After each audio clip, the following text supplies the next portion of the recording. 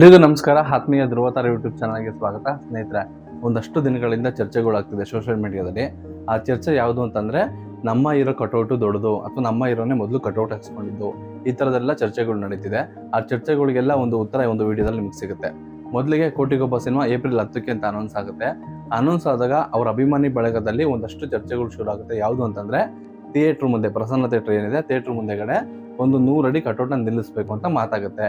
ಆಗ ಒಂದಷ್ಟು ಜನ ಬಂದು ಏನ್ ಮಾಡ್ತಾರೆ ಅಂತಂದ್ರೆ, ಇದುವರೆಗೂ ಸಹ ಕನ್ನಡದಲ್ಲಿ 100 ಅಡಿ ಕಟೌಟ್ ಯಾರ್ದು ಕೂಡ ಹಾಕಿಲ್ಲ, ಮೊದಲು ಹಾಕಿರೋದೇ ವಿಷ್ಣುವರ್ಧನ್ ಅವ್ರದ್ದು ಅಂತ ಒಂದಷ್ಟು ಜನ ಮಾತಾಡ್ಕೋತಾರೆ. ಇನ್ನೊಂದಷ್ಟು ಜನ ಅಣ್ಣವ್ರ ಅಭಿಮಾನಿಗಳು ಮೊದಲು ಕಟೌಟ್ ಹಾಕಿದ್ ನಾವು ಅಂತ ನೋಡ್ತಾರೆ. ಈ ತರ ವಿಚಾರಗಳು ಜಾಸ್ತಿ ಆಗ್ತಿದೆ ಸೋಷಿಯಲ್ ಮೀಡಿಯಾದಲ್ಲಿ. ನಮ್ಮ ಹೀರೋ ಜಾಸ್ತಿ ಅಂತ ಅಂದ್ಬಿಟ್ಟು ಅದಕ್ಕೆಲ್ಲ ಉತ್ತರ ಏನು ಅಂತಂದ್ರೆ, ಮೊದಲು ಕನ್ನಡದಲ್ಲಿ ಕಟೌಟ್ ಅನ್ನೋ ಕಲ್ಚರ್ ತಂದಿದೆ ಡಾಕ್ಟರ್ ರಾಜ್ಕುಮಾರ್ ಅವರು. 1982ರಲ್ಲಿ ಆಲು ಜನ ಸಿನಿಮಾ ಏನ್ ತೆರೆ ಕಾಣುತ್ತೆ, ಆ ಸಿನಿಮಾ ದೊಡ್ಡ ಮಟ್ಟದಲ್ಲಿ ಬ್ಲಾಕ್ ಬಸ್ಟರ್ ಹಿಟ್ ಆಗುತ್ತೆ. ಅದೇ ಟೈಮಿಗೆ ಅಮಿತಾಬ್ ಬಚ್ಚನ್ ಅವರ ಒಂದು ಹಿಂದಿ ಸಿನಿಮಾ ಸಹ ಬೆಂಗಳೂರಲ್ಲಿ ಬರುತ್ತೆ. ಆಗ ಎರಡು ಸಿನಿಮಾಗಳ ನಡುವೆ ಒಂದು ವಾರ ತರ ಶುರು ಆಗುತ್ತೆ. ಆಗ ಅಣ್ಣವ್ರ ಅಭಿಮಾನಿಗಳು ಬಹುತೇಕ ಹಿಂದಿ ಸಿನಿಮಾಗಳನ್ನ ಬ್ಯಾನ್ ಮಾಡಬೇಕು ಅಂತ ಒಂದು ಸಣ್ಣ ಪ್ರತಿಭಟನೆ ಕೂಡ ಶುರು ಮಾಡ್ತಾರೆ. ಆಗ ಏನಾಗುತ್ತೆ ಅಂತಂದ್ರೆ, ಅಮಿತಾಬ್ ಬಚ್ಚನ್ ಅವರನ್ನೇ ಬೆಂಗಳೂರು ಬಂದು ಈ ಸಮಸ್ಯೆನ ಸಾಲ್ವ್ ಮಾಡಬೇಕು ಅಂತ ಅನ್ಕೋತಾರೆ. ಹಿಂದಿ ಮಾಧ್ಯಮಗಳು ಸಹ ಅಣ್ಣವ್ರನ್ನ ಮಿನಿ ಹಿಟ್ಲರ್ ಅಂತ ಕೂಡ ಅನ್ಬಿಟ್ಟಿರ್ತಾರೆ. ಹಾಗಾಗಿ ಅಮಿತಾಬ್ ಬಚ್ಚನ್ ಅವರೇ ಅಣ್ಣವರ ಮನೆಗೆ ಬಂದು ಅಣ್ಣವ್ರ ಹತ್ರ ಮಾತಾಡಿ ಈ ಸಮಸ್ಯೆನ ಸಾಲ್ವ್ ಮಾಡ್ತಾರೆ. ಅದಾದ್ಮೇಲೆ ಥಿಯೇಟ್ರ್ ಮುಂದೆಗಡೆ, ಸಂತೋಷ್ ಚಿತ್ರಮಂದಿರದ ಮುಂದೆಗಡೆ ಒಂದು 70 ಅಡಿ ಆಲು ಜನ ಸಿನಿಮಾದು ಕಟೌಟ್ ಅಣ್ಣವ್ರದ್ದು ನಿಲ್ಲಿಸ್ತಾರೆ. ಅಲ್ಲಿಂದ ಅಣ್ಣವ್ರು ಅಭಿಮಾನಿಗಳು ಏನ್ ಮಾತಾಡ್ಕೋತಾರೆ ಅಂತಂದ್ರೆ, ಸಿನಿಮಾದಿಂದ ಸಿನಿಮಾಗೆ ಅಣ್ಣವ್ರು ಮುಂದೆ ಯಾವುದೇ ಸಿನಿಮಾ ಮಾಡ್ಕೊಂಡೋದು 10 ಅಡಿ ಕಟೌಟ್ ಹೆಚ್ಚುತ್ತಾ ಹೋಗ್ಬೇಕು ಅಂತ ಮಾತಾಡ್ಕೋತಾರೆ. ಅದೇ ರೀತಿನೇ ಆಲು ಜನ ಸಿನಿಮಾ 70 ಅಡಿ ಕಟೌಟ್ ಆದ್ರೆ, ಅದ್ರ ಮುಂದೆ ಬಂದಂತಹ ಸಿನಿಮಾ ಚಲಿಸುವ ಮೋಡಗಳು ಸಿನಿಮಾಗೆ ಮೈನ್ ಥಿಯೇಟರ್ ಮುಂದೆಗಡೆ 80 ಅಡಿ ಕಟೌಟ್ನ ಹಾಕ್ತಾರೆ. ಅದಾದ್ಮೇಲೆ ಕವಿರತ್ನ ಕಾಳಿದಾಸ ಚಿತ್ರಕ್ಕೆ 90 ಅಡಿ ಕಟೌಟ್ನ ಹಾಕ್ತಾರೆ. ಆಮೇಲೆ ಕಾಮನಬಿಲ್ಲು ಸಿನಿಮಾಗೆ 100 ಅಡಿ ಕಟೌಟ್ನ ಕೂಡ ಹಾಕ್ತಾರೆ. ಕನ್ನಡದಲ್ಲಿ 100 ಅಡಿ ಕಟೌಟ್ನ ಯಾರಾದ್ರೂ ಒಬ್ಬ ಹೀರೋಗೆ ಹಾಕಿದ್ದಾರೆ ಅಂತಂದ್ರೆ ಅದು ಡಾಕ್ಟರ್ ರಾಜ್ಕುಮಾರ್ ಅವ್ರಿಗೆ ಮಾತ್ರನೇ. ಇನ್ನೊಂದು ಸಿನಿಮಾ ಯಾವುದು ಅಂತಂದ್ರೆ ಭಕ್ತ ಪ್ರಹ್ಲಾದ ಸಿನಿಮಾ ಕಪಾಲ ಚಿತ್ರಮಂದಿರದ ಮುಂದೆ 110 ಅಡಿ ಕಟೌಟ್ನ ನಿಲ್ಸಿರ್ತಾರೆ ಅಣ್ಣವ್ರ ಅಭಿಮಾನಿಗಳು.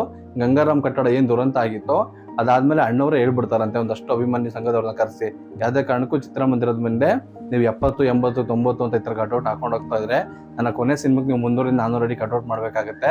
ಮತ್ತೆ ಏನಾದ್ರು ಅನಾಹುತ ಆಗಿ ಕಟೌಟ್ ಏನಾದ್ರು ಬಿತ್ತು ಅಂತಂದ್ರೆ ಸಿನಿಮಾಗೆ ಕ್ರೌಡ್ ಜಾಸ್ತಿ ಇರುತ್ತೆ, ಅಭಿಮಾನಿಗಳ ಮೇಲೆ ಬಿದ್ರೆ ಸಾವು ನೋವು ಜಾಸ್ತಿ ಆಗುತ್ತೆ.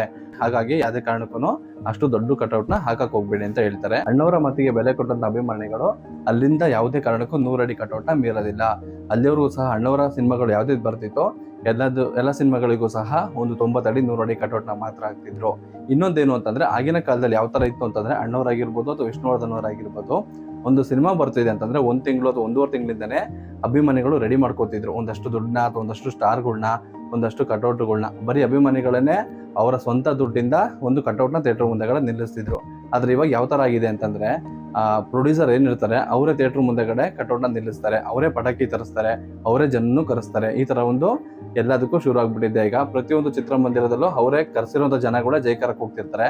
ಆದ್ರೆ ಅಣ್ಣವ್ರ ಕಾಲದಲ್ಲಿ ಯಾವ ತರ ಇತ್ತು ಅಂತಂದ್ರೆ, ಸ್ವಂತ ಅಭಿಮಾನಿಗಳು ಅವರ ದುಡ್ಡನ್ನ ಹಾಕಿ ಕಟೌಟ್ನ ರೆಡಿ ಮಾಡ್ತಿದ್ರು. ಯಾಕೆಂದ್ರೆ ಅಭಿಮಾನಿಗಳು ಕೊಡೋ ರೀತಿ ಆ ಪ್ರೀತಿನೇ ಬೇರೆ ಇರುತ್ತೆ. ಅದು ಪ್ರೊಡ್ಯೂಸರ್ಸ್ ಏನೇ ಮಾಡಿದ್ರು ಆ ಪ್ರೀತಿನೇ ಬೇರೆ ತರ ಇರುತ್ತೆ. ಈಗಿನ ಸಿನಿಮಾಗಳಿಗೆಲ್ಲ ಪ್ರೊಡ್ಯೂಸರ್ಗಳು 100 ಅಡಿ ಆದ್ರೂ ಹಾಕ್ಸ್ಕೋಬಹುದು, 150 ಆದ್ರೂ ಹಾಕ್ಸ್ಕೋಬಹುದು, ಯಾವ ಥಿಯೇಟರ್ ಮುಂದೆ ಬೇಕಾದ್ರೂ ಹಾಕೋಬಹುದು. ಆ ತರ ಇದೆ. ಈಗ ಎಲ್ಲದಕ್ಕೂ ಒಂದು ದುಡ್ಡು ಅನ್ನೋದು ಬಂದ್ಬಿಟ್ಟಿದೆ ಈಗ. ಹಾಗಾಗಿ ಪ್ರತಿಷ್ಠೆಗೋಸ್ಕರ ಕೆಲವೊಂದು ಹೀರೋಗಳು ಅವರೇ ದುಡ್ಡನ್ನ ಖರ್ಚು ಮಾಡಿ ಒಂದಷ್ಟು ಥಿಯೇಟರ್ ಮುಂದೆಗಡೆ ಕಟೌಟ್ನ ಕೂಡ ನಿಲ್ಲಿಸ್ತಾರೆ. ಆದ್ರೆ ಅಣ್ಣವರ ಸಿನಿಮಾಗಳಿಗೆ ಸ್ವತಃ ಅವರ ಅಭಿಮಾನಿಗಳನ್ನೇ ದುಡ್ಡನ್ನ ಖರ್ಚು ಮಾಡಿ ಕಟೌಟ್ನ ನಿಲ್ಲಿಸ್ತಿದ್ರು. ಈಗಲೂ ಸಹ ಕೋಟಿಗೊಬ್ಬ ಸಿನಿಮಾ ಪ್ರಸನ್ನ ಚಿತ್ರಮಂದಿರ ತೆರೆ ಕಾಣ್ತಿದೆ. ಎಲ್ಲರೂ ಕೂಡ ದೊಡ್ಡ ಮಟ್ಟದಲ್ಲಿ ಸೆಲೆಬ್ರೇಟ್ ಮಾಡಿ ವಿಷ್ಣುವರ್ಧನ್ ಸರ್ ತುಂಬಾ ದಿನಗಳಾದ್ಮೇಲೆ ತೆರೆ ಮೇಲೆ ಬರ್ತಿದ್ದಾರೆ. ಎಲ್ಲರೂ ಕೂಡ ಸಿನಿಮಾನ ತುಂಬಾ ಚೆನ್ನಾಗಿ ಎಂಜಾಯ್ ಮಾಡಿ. ಅದೇ ಸಹ ಇವ್ರು ದೊಡ್ಡವರು ಅನ್ನೋದನ್ನ ಯಾರು ಕೂಡ ಮಾತಾಡಬೇಡಿ. ಮೊದಲಿಗೆ ಕಟೌಟ್ ಅನ್ನೋದನ್ನ ಹಾಕ್ಸ್ಕೊಂಡಿದೆ ಅಣ್ಣವರು, ಅದಾದ್ಮೇಲೆ ವಿಷ್ಣುವರ್ಧನ್ ಅವರು. ಇದೇ ಪ್ರಸನ್ನ ಚಿತ್ರಮಂದಿರದಲ್ಲಿ ಅಣ್ಣವ್ರದ್ದು ಸಂಪತ್ತಿಗೆ ಸವಾಲು ಸಿನಿಮಾ ರಿಲೀಸ್ ಆಗಿತ್ತು, ದೊಡ್ಡ ಮಟ್ಟದಲ್ಲಿ ಹಿಟ್ಟು ಕೂಡ ಆಗಿತ್ತು. ಅದಾದ್ಮೇಲೆ ಈಗ ಅದೇ ಚಿತ್ರಮಂದಿರದಲ್ಲಿ ವಿಷ್ಣುವರ್ಧನ್ ಅವ್ರ ಸಿನಿಮಾ ರಿಲೀಸ್ ಆಗ್ತಿದೆ.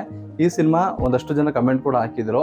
ಈ ಸಿನಿಮಾ ರಿಲೀಸ್ ಡೇಟ್ ಅನೌನ್ಸ್ ಮಾಡಿ ಬುಕ್ ಮೈ ಶೋ ಟಿಕೆಟ್ ಬಿಟ್ಟರು ಸಹ 2-3 ದಿನ ಆದ್ರೂ ಕೂಡ ಸಿನಿಮಾದು ಟಿಕೆಟ್ ಬುಕ್ ಆಗಿಲ್ಲ ಅಂತ ಅಂದ್ಬಿಟ್ಟು. ಆದ್ರೆ ನಿನ್ನೆ ಒಂದೇ ದಿನಕ್ಕೆ ಸಿನಿಮಾದ ಮೊದಲನೇ ಶೋ, ಅಂದ್ರೆ 1,000 ಸೀಟ್ ಇರುತ್ತೆ ಪ್ರಸನ್ನದಲ್ಲಿ, 1,000 ಸೀಟ್ ಇರುವಂತ ಪ್ರಸನ್ನ ಥಿಯೇಟರ್ದು ಮೊದಲನೇ ಶೋ ಬರೀ 1-2 ಅವರಲ್ಲಿ ಫುಲ್ ಆಗಿದೆ. ಅದಾದ್ಮೇಲೆ ಈಗಲೂ ಕೂಡ ಮಧ್ಯಾಹ್ನ ಶೋ ಆಗಿರ್ಬೋದು, ಸಂಜೆ ಶೋ ಆಗಿರ್ಬೋದು ಫುಲ್ ಆಗ್ತಿದೆ. ವಿಷ್ಣು ಸರ್ ಸಿನಿಮಾಗಳು ಇದೇ ತರ ಸಾಕಷ್ಟು ಸಿನಿಮಾಗಳಿದೆ, ಒಳ್ಳೊಳ್ಳೆ ಸಿನಿಮಾಗಳಿದೆ. ಆ ಸಿನಿಮಾಗಳೆಲ್ಲ ಮತ್ತೆ ರಿಲೀಸ್ ಆಗಲಿ. 90-80ರಲ್ಲಿ ಹುಟ್ಟಿರುವಂಥ ಮಕ್ಕಳುಗಳು ಯಾರು ವಿಷ್ಣುವರ್ಧನ್ ಸರ್ನ ಸಿನಿಮಾಗಳನ್ನ ಮಿಸ್ ಮಾಡ್ಕೊಂಡ್ರೋ ಅವರೆಲ್ಲ ಕೂಡ ಮತ್ತೆ ವಿಷ್ಣುವರ್ಧನ್ ಸಿನಿಮಾಗಳನ್ನ ನೋಡೋ ತರ ಆಗಲಿ.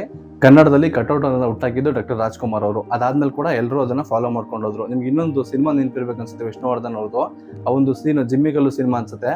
ಆ ಒಂದು ಸೀನಲ್ಲಿ ನಡ್ಕೊಂಡು ಹೋಗ್ತಿರ್ತಾರೆ, ಹಂಗೆ ಕತ್ತೆತ್ ನೋಡ್ತಾರೆ, ಥಿಯೇಟರ್ ಮುಂದೆಗಡೆ ಅಣ್ಣವ್ರದ್ದು ಕಟೌಟ್ ಇರುತ್ತೆ, ಕೈ ಮುಕ್ಕೊಂಡು ಹೋಗ್ತಾರೆ ವಿಷ್ಣುವರ್ಧನ್ ಅವರೇ ಒಪ್ಕೊಂಡಿದ್ದಾರೆ. ಅಣ್ಣವರು ಹಿರಿ ಅಣ್ಣ, ಸೊ ಮೊದಲನೇ ಸ್ಥಾನ ಯಾವತ್ತಿದ್ರು ಅವ್ರಿಗೇನೆ, ನಂತರದಲ್ಲಿ ಎಲ್ಲರೂ ಕೂಡ ಬರೋದು ಅಂತ ಅನ್ಬಿಟ್ಟು. ಹಾಗಾಗಿ ಯಾವ್ದೇ ಅಭಿಮಾನಿಗಳಾಗಿರ್ಬೋದು, ಮೊದಲನೇ ಸ್ಥಾನ ಕನ್ನಡ ಚಿತ್ರರಂಗದಲ್ಲಿ ಧ್ರುವ ತಾರೆ ಅಣ್ಣವ್ರಿಗೇನೆ ಆಗುತ್ತೆ. ಅದಾದ್ಮೇಲೆ 2, 3ನೇ ಸ್ಥಾನಗಳು ಬೇರೆಯವರೆಲ್ಲ ಬರ್ತಾರೆ. ಹಾಗಾಗಿ ವಿಷ್ಣುವರ್ಧನ್ ಸರ್ ಅಭಿಮಾನಿಗಳಿಗೆ ಮತ್ತು ವಿಷ್ಣುವರ್ಧನ್ ಅವ್ರಿಗೂ ಕೂಡ ಒಂದು ತುಂಬು ಹೃದಯದ ಮರ್ಯಾದೆ ಕೂಡ ಎಲ್ಲರೂ ಕೂಡ ಕೊಡಲೇಬೇಕು. ಕನ್ನಡ ಚಿತ್ರರಂಗಕ್ಕೆ ಸಾಕಷ್ಟು ಕೊಡುಗೆಗಳನ್ನ ಕೊಟ್ಟಿದ್ದಾರೆ. ಅದೇ ತರ ಅಣ್ಣವ್ರ ಅಭಿಮಾನಿಗಳು ಸಹ ಕನ್ನಡ ಚಿತ್ರರಂಗನ ಬೆಳೆಸ್ಕೊತಾ ಬಂದಿದ್ದಾರೆ ಅಂತ ಹೇಳ್ತಾ ವಿಡಿಯೋ ಇಲ್ಲೇ ಮುಗಿಸ್ತಿದ್ದೀನಿ. ಎಲ್ರಿಗೂ ಧನ್ಯವಾದಗಳು.